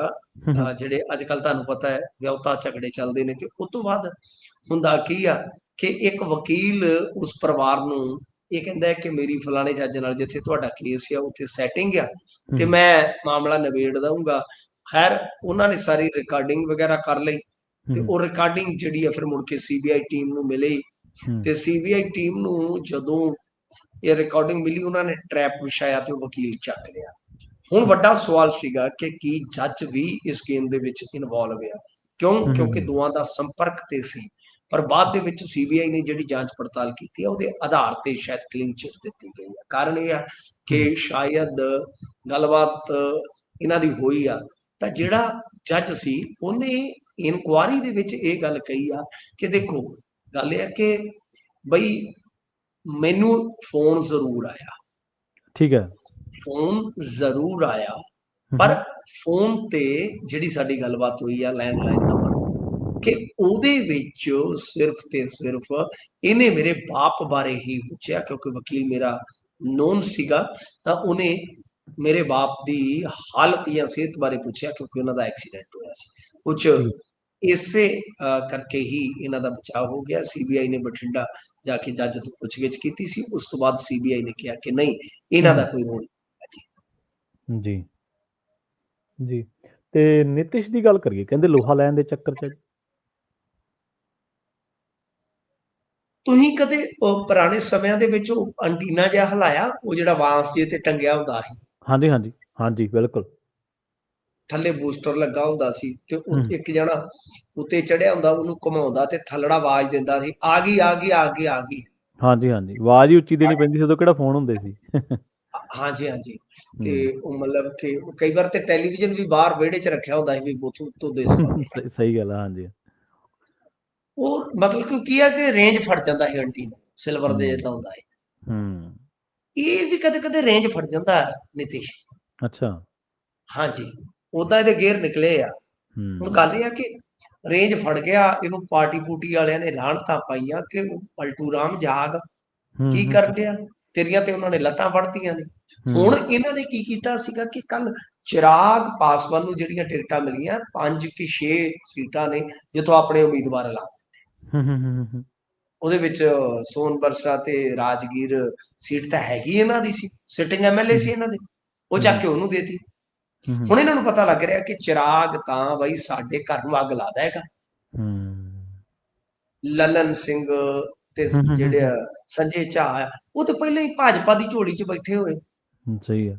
ਇਹਨਾਂ ਦੇ ਆਪਣੇ ਜਿਹੜੇ ਨੇਤਾ। ਤਾਂ ਹੂੰ ਹੁਣ ਕੁਝ ਲੋਕ ਜਿਹੜੇ ਇਹਦੇ ਨੇੜੇ ਤੇੜੇ ਦੇ ਸੀ, ਸੱਜੇ ਖੱਬੇ ਦੀ ਸੀ, ਉਹਨਾਂ ਆਖਿਆ ਹੋਸ਼ ਕਰ ਓਏ ਪਲਟੂ, ਹੋਸ਼ ਕਰ, ਬਾਜੀ ਪਲਟ ਚੱਲੇ ਆ। ਤਾਂ ਹੁਣ ਮਤਲਬ ਕਿ ਇੱਕ ਰੁਖ ਇਹਨਾਂ ਦਾ ਕਰੜਾ ਅਖਤਿਆਰ ਹੋਇਆ ਹੈ, ਤੇ ਜਿਹਦੇ ਕਰਕੇ ਇਹ ਸ਼ਰਤਾਂ ਰੱਖ ਰਹੇ। ਪਰ ਭਾਜਪਾ ਹਾਲੇ ਝੁਕਣ ਦੇ ਰੌਂ ਦੇ ਵਿੱਚ ਨਹੀਂ। ਪਰ ਮੇਰੇ ਖਿਆਲ ਦੇ ਨਾਲ ਇੱਕ ਚੀਜ਼ ਤੇ ਸਾਫ਼ ਆ, ਕਿਉਂਕਿ ਮੈਂ ਜਿਵੇਂ ਕਿਹਾ ਕਿ ਇਹਨੂੰ ਸੁਸ਼ਾਸਨ ਬਾਬੂ ਦੇ ਨਾਲ ਨਾਲ ਪਲਟੂ ਰਾਮ ਵੀ ਕਿਹਾ ਜਾਂਦਾ ਹੈ ਨਿਤੀਸ਼ ਨੂੰ। ਤਾਂ ਹੋ ਸਕਦਾ ਹੈ ਕਿ ਪਲਟੀ ਲਈ ਪਹਿਲਾਂ ਹੀ ਗਰਾਊਂਡ ਤਿਆਰ ਕਰ ਲੈ, ਕਿਉਂਕਿ ਦੇਖੋ ਪੰਜਾਬ ਦੀ ਰਾਜਨੀਤੀ ਏਦਾਂ ਚੱਲੀ ਆ ਮਿਡ 90 ਤੋਂ ਕਿ ਅਮਰਿੰਦਰ ਸਿੰਘ ਪ੍ਰਕਾਸ਼ ਸਿੰਘ ਬਾਦਲ ਨੂੰ ਜਿਉਂਦੇ ਰੱਖਦੇ ਸੀ ਸਿਆਸੀ ਤੌਰ ਤੇ ਪ੍ਰਕਾਸ਼ ਸਿੰਘ ਬਾਦਲ ਅਮਰਿੰਦਰ ਸਿੰਘ। ਸਹੀ ਹੈ। ਇਹੀ ਬਿਹਾਰ ਦੇ ਵਿੱਚ ਆ, ਇਹ ਇੱਕ ਦੂਜੇ ਨੂੰ ਯਾਦਵ ਤੇ ਕੁਮਾਰ ਇੱਕ ਦੂਜੇ ਨੂੰ ਜਿਉਂਦਾ ਰੱਖਦੇ, ਇਹਨਾਂ ਦੀ ਸੈਟਿੰਗ ਰਹਿੰਦੀ। ਤਾਂ ਇਸੇ ਕਰਕੇ ਹੁਣ ਇਹ ਵੀ ਲੱਗਦਾ ਆ ਕਿ ਜੇ ਮੰਨ ਲਓ ਇਹਨਾਂ ਨੇ ਇਲੈਕਸ਼ਨ ਇਕੱਠਿਆਂ ਲੜ ਵੀ ਲਿਆ, ਭਾਰਤੀ ਜਨਤਾ ਪਾਰਟੀ ਨੇ ਇਹਨਾਂ ਨੂੰ ਘੱਟ ਤੇ ਸਮੇਟ ਵੀ ਦਿੱਤਾ, ਪਰ ਲੱਗਦਾ ਇਉਂ ਆ ਕਿ ਜੇ ਨਿਤਿਸ਼ ਰੇਂਜ ਫੜ ਗਿਆ ਦਾ ਐਂਟੀਨਾ, ਮੈਂ ਜਿਵੇਂ ਕਿਹਾ ਤੁਹਾਨੂੰ ਵੀ ਉਹ ਮਿਲ ਗਿਆ ਸਿਗਨਲ, ਤੇ ਫੇਰ ਹੋ ਸਕਦਾ ਇਹ ਪਲਟੀ ਮਾਰ ਕੇ ਕਵੇ ਕਿ ਮੈਂ ਤੇ ਚੱਲਿਆ ਤੇਜਸਵੀ ਹੋਰਾਂ ਦੇ ਨਾਲ, ਆਪਦੇ ਵੀਰ ਲਾਲੂ ਦੇ ਨਾਲ। ਠੀਕ ਹੈ ਨਾ, ਤੇ ਮੈਂ ਤੁਹਾਨੂੰ ਨਹੀਂ ਮੰਨਦਾ। ਤਾਂ ਕੁੱਲ ਮਿਲਾ ਕੇ ਇਹਨੂੰ ਪਤਾ ਲੱਗ ਗਿਆ ਕਿ ਬਾਈ ਜੇ ਭਾਜਪਾ ਦਾ ਮੁੱਖ ਮੰਤਰੀ ਬਣ ਗਿਆ ਤੇ ਨਿਤਿਸ਼ ਖਤਮ ਆ। ਸੋ ਇਸ ਕਰਕੇ ਇਹ ਥੋੜਾ ਥੋੜਾ ਲੋਹਾ ਲੈ ਰਿਹਾ। ਜੀ ਜੀ। ਤੇ ਇੰਡੀਆ ਦੇ ਵਿੱਚ ਕਹਿੰਦੇ ਜਿਹੜੇ ਫਾਂਸੀ ਦਿੱਤੀ ਜਾਂਦੀ ਹੈ ਉਹਦੇ ਬਦਲ ਤੇ ਵਿਚਾਰ ਕੀਤਾ ਜਾ ਰਿਹਾ ਜੀ। ਦੇਖੋ, ਇਹ ਸੁਪਰੀਮ ਕੋਰਟ 'ਚ ਮਾਮਲਾ ਗਿਆ ਹੈ। ਕੈਪੀਟਲ ਪਨਿਸ਼ਮੈਂਟ ਬਹੁਤ ਸਾਰੇ ਮੁਲਕ ਖਤਮ ਵੀ ਕਰ ਚੁੱਕੇ ਆ ਤੇ ਬਹੁਤ ਸਾਰੇ ਮੁਲਕਾਂ ਦੇ ਵਿੱਚ ਇਹ ਬਾਦਸਤੂਰ ਜਾਰੀ ਵੀ ਆ। ਹੁਣ ਜੇ ਆਪਾਂ ਪ੍ਰਵੀਨ ਜੀ ਦੇਖੀਏ ਤਾਂ ਵੱਖ-ਵੱਖ ਮੁਲਕਾਂ ਦੇ ਵਿੱਚ ਵੱਖ-ਵੱਖ ਤਰੀਕਿਆਂ ਦੇ ਨਾਲ ਸਜ਼ਾਏ ਮੌਤ ਦਿੱਤੀ ਜਾਂਦੀ ਹੈ। ਇੰਡੀਆ 'ਚ ਸਿਰਫ ਇੱਕੋ ਤਰੀਕਾ ਆ ਕਿ ਰੱਸੇ ਨਾਲ ਲਟਕਾਇਆ ਜਾਂਦਾ ਹੈ। ਤਾਂ ਹੁਣ ਇਹ ਮਾਮਲਾ ਸੁਪਰੀਮ ਕੋਰਟ ਦੇ ਵਿੱਚ ਗਿਆ ਕਿ ਕਿਉਂ ਨਾ ਇੱਕ ਆਪਸ਼ਨ ਦੇ ਦਿੱਤਾ ਜਾਵੇ। ਵੇਖੋ ਕਿੰਨਾ ਸਾਡਾ ਮੁਲਕ ਵਧੀਆ ਬਈ, ਗੱਲ ਇਹ ਆ ਕਿ ਮਰਨ ਤੋਂ ਪਹਿਲਾਂ ਵੀ ਆਪਸ਼ਨ ਦਿੱਤੇ ਜਾਣਗੇ ਕਿ ਕਿਹੜਾ ਆਪਸ਼ਨ ਲਵੇਂਗਾ ਮਿੱਤਰਾ ਦੱਸ। ਤਾਂ ਇਹ ਆ ਕਿ ਅਮਰੀਕਾ ਦੀ ਮਿਸਾਲ ਵੀ ਦਿੱਤੀ ਗਈ ਆ। ਸੁਪਰੀਮ ਕੋਰਟ ਦੇ ਵਿੱਚ ਇਹ ਮਾਮਲਾ ਗਿਆ ਤਾਂ ਕਿ ਬਈ ਉੱਥੇ 50 ਚੋਂ 49 ਸੂਬੇ ਜਿਹੜੇ ਆ ਉਹ ਇੱਕ ਇੰਜੈਕਸ਼ਨ ਦਿੰਦੇ ਆ ਜਿਹਦੇ ਨਾਲ ਝਟਫਟ ਮੌਤ ਹੋ ਜਾਂਦੀ ਆ। ਖੈਰ ਹੁਣ ਸੁਪਰੀਮ ਕੋਰਟ ਨੇ ਕਿਹਾ ਕਿ ਮੌਤ ਦੀ ਸਜ਼ਾ ਪਾਉਣ ਵਾਲੇ ਦੋਸ਼ੀਆਂ ਨੂੰ ਫਾਂਸੀ ਦੀ ਬਜਾਏ ਜੋ ਖਨਾਕ ਇੰਜੈਕਸ਼ਨ ਲਾਉਣ ਦਾ ਬਦਲ ਦੇਣਾ ਬਹੁਤ ਵਿਵਹਾਰਕ ਨਹੀਂ ਹੋ ਸਕਦਾ। ਤੇ ਕੇਂਦਰ ਦੀ ਟਿੱਪਣੀ ਜਿਹੜੀ ਆ ਉਹ ਇਸ ਕਰਕੇ ਵੀ ਮਹੱਤਵਪੂਰਨ ਹੋ ਜਾਂਦੀ ਹੈ ਕਿਉਂਕਿ ਨੀਤੀਗਤ ਮਾਮਲਾ ਹੈ ਨਾ, ਤੇ ਸਰਕਾਰ ਹੀ ਫੈਸਲਾ ਲੈ ਸਕਦੀ ਆ। ਸੋ ਇਹ ਹੁਣ ਇੱਕ ਬਹਿਸ ਦਾ ਵਿਸ਼ਾ ਤੇ ਜ਼ਰੂਰ ਆ, ਕਿਉਂਕਿ ਦੇਖੋ ਜੇ ਤੁਸੀਂ, ਮੈਨੂੰ ਨਹੀਂ ਪਤਾ ਕਿ ਤੁਹਾਨੂੰ ਸ਼ਾਇਦ ਇਸ ਪ੍ਰੋਸੈਸ ਦਾ ਪਤਾ ਹੈ ਜਾਂ ਨਹੀਂ, ਮੈਂ ਦੱਸ ਵੀ ਦਿੰਦਾ ਕਿਉਂਕਿ ਮੈਂ ਫਾਂਸੀ ਹਾਤੇ ਵੀ ਦੇਖੇ ਆ, ਫਾਂਸੀ ਚੱਕੀਆਂ ਵੀ ਦੇਖੀਆਂ, ਫਾਂਸੀ ਕੋਠੀ 'ਚ ਬੰਦ ਬੰਦੇ ਵੀ ਦੇਖੇ ਆ, ਖੂਹ ਵੀ ਦੇਖਿਆ, ਬਹੁਤ ਕੁਝ ਆ। ਤਾਂ ਮਤਲਬ ਕਿ ਹੈਂਗਿੰਗ ਦੀ ਸਾਰੀ ਪ੍ਰਕਿਰਿਆ ਸਾਨੂੰ ਪਤਾ ਹੈ ਉੱਥੇ ਕਿੱਦਾਂ ਹੁੰਦੀ ਆ। ਮਤਲਬ ਕਿ ਇਹ ਫਿਲਮਾਂ ਦਾ ਹਿਸਾਬ ਨਹੀਂ ਹੁੰਦਾ ਕਿ ਆਇਆ ਹੱਟਾ ਕੱਟਾ ਜਿਹਾ ਬੰਦਾ ਕਾਲਾ ਜਿਹਾ ਤੇ ਉਹਨੇ ਉਹ ਮੂੰਹ ਤੇ ਬੰਨਿਆ ਪਾ ਕੇ ਨਕਾਬ ਜਿਹਾ ਜੋ ਹੁੰਦਾ ਤੇ ਉਹ ਰੱਸਾ ਖਿੱਚਦਾ ਤੇ ਕੜਕ ਤੇ ਕੱਟੂ ਅਗਲਾ ਸੀ ਨਹੀਂ। ਉਹ ਤੇ ਹੈਂਗਿੰਗ ਦੀ ਪਹਿਲਾਂ ਇੱਕ ਪ੍ਰੈਕਟਿਸ ਹੁੰਦੀ ਹੈ, ਰਿਹਰਸਲ ਹੁੰਦੀ ਹੈ। 2 ਦਿਨ ਤੇਲ ਨੂੰ ਲਾਇਆ ਜਾਂਦਾ, ਰੱਸੇ ਨੂੰ ਤੇਲ ਲਾਇਆ ਜਾਂਦਾ, ਰੱਸਾ ਟੁੱਟੇ ਨਾ। ਸੇਮ ਕੈਦੀ ਦੇ ਵਜਨ ਦਾ ਉਹ ਇੱਕ ਪੁਤਲਾ ਲਟਕਾਇਆ ਜਾਂਦਾ ਹੈ। ਜਦੋਂ ਹੈਂਗਿੰਗ ਹੁੰਦੀ ਆ ਪ੍ਰਵੀਨ ਜੀ 30 ਕੇ 40 ਮਿੰਟ ਬੰਦੇ ਨੂੰ ਲਟਕਦਾ ਰੱਖਿਆ ਜਾਂਦਾ ਹੱਡੀਆਂ ਟੁੱਟਣ ਤੋਂ ਬਾਅਦ ਵੀ ਕਿ ਜ਼ਿੰਦਾ ਨਾ ਰਹੇ। ਸੋ ਇਹ ਇੱਕ ਬਹੁਤ ਲੰਮਾ ਪ੍ਰੋਸੈਸ ਆ, ਜਿਹਦੇ ਕਰਕੇ ਕੁਝ ਲੋਕ ਕਹਿੰਦੇ ਆ ਕਿ ਇੰਨਾ ਲੰਮਾ ਤਸੀਹਾ ਬਣ ਜਾਂਦਾ ਹੈ ਮੌਤ ਤੋਂ ਪਹਿਲਾਂ। ਤੋਂ ਇਹ ਇੱਕ ਹੁਣ ਬਹਿਸ ਦਾ ਵਿਸ਼ਾ ਬਣਿਆ ਕਿ ਕਿਉਂ ਨਾ ਇੱਕ ਜ਼ਹਿਰੀਲੇ ਟੀਕੇ ਦਾ ਆਪਸ਼ਨ ਹੋਵੇ ਕਿ ਜਿਹਨੇ ਆਰਾਮ ਨਾਲ ਮਰਨਾ ਵੀ ਕੁਝ ਸਕਿੰਟਾਂ 'ਚ ਹੀ ਮਰ ਜਾਵੇ। ਜੀ ਮਿੰਟੂ ਜੀ, ਇਹਨਾਂ ਖਾਸ ਖਬਰਾਂ ਤੇ ਖਾਸ ਜਾਣਕਾਰੀਆਂ ਦੇ ਲਈ ਤੁਹਾਡਾ ਬਹੁਤ ਬਹੁਤ ਧੰਨਵਾਦ ਜੀ। ਸਤਿ ਸ਼੍ਰੀ ਅਕਾਲ। ਸਤਿ ਸ਼੍ਰੀ ਅਕਾਲ ਜੀ। ਪ੍ਰੋਗਰਾਮ ਖਬਰ ਤੇ ਨਜ਼ਰ ਦੇ ਵਿੱਚ ਆਪਣੇ ਨਾਲ ਜੁੜੇ ਸਨ ਮਿੰਟੂ ਗੁਰਸਰੀਆ ਜੀ, ਜਿਨ੍ਹਾਂ ਦੇ ਨਾਲ ਆਪਾਂ ਕੀ ਅਹਿਮ ਖਬਰਾਂ ਨੂੰ ਲੈ ਕੇ ਚਰਚਾ ਕੀਤੀ ਹੈ। ਵੇਲਾ ਹੋ ਚੱਲਿਆ ਤੁਹਾਡੇ ਤੋਂ ਇਜਾਜ਼ਤ ਲੈਣ ਦਾ। ਮੈਨੂੰ ਪ੍ਰਵੀਨ ਸ਼ਰਮਾ ਨੂੰ ਇੱਥੇ ਦੇ ਇਜਾਜ਼ਤ। ਜੁੜੇ ਰਹੋ ਪੰਜਾਬੀ USA ਦੇ ਨਾਲ। ਤੁਹਾਡਾ ਸਾਰਿਆਂ ਦਾ ਬਹੁਤ ਬਹੁਤ ਧੰਨਵਾਦ। ਸਤਿ ਸ਼੍ਰੀ ਅਕਾਲ।